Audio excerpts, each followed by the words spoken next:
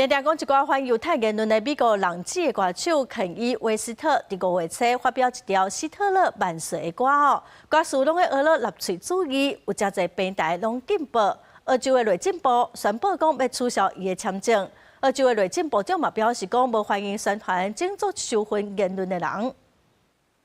澳洲内政部长伯克昨日伫咧接受澳洲广播电视台专访时阵证实，美国歌手肯伊·韦斯特因为一条赞扬希特勒的歌，和澳洲取消签证。The law draws a stricter line when you think of what the purpose of the visa is.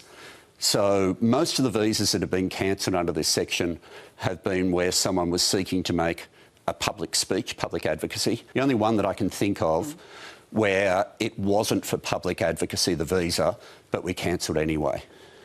And that'd be Kanye West. 肯伊·韦斯特3年前甲澳洲建筑师森索蒂结婚了，就拢住伫咧墨尔本。以5月初被发行的 MV 歌曲《希特勒万岁》内面有一群人满动物的皮毛，大声喊“希特勒万岁”画面。这条歌上架无到一天就创几落百万的浏览数，因不因为歌词内容契合着反犹太，引起批评。这么主要的音乐串流平台拢已经禁播这首歌。 肯伊·韦斯特以前就捌几多遍发文宣扬纳粹主义，这边代志探讨到负责移民事务的澳洲内政部，是不是应该禁止肯伊·韦斯特入境的争议？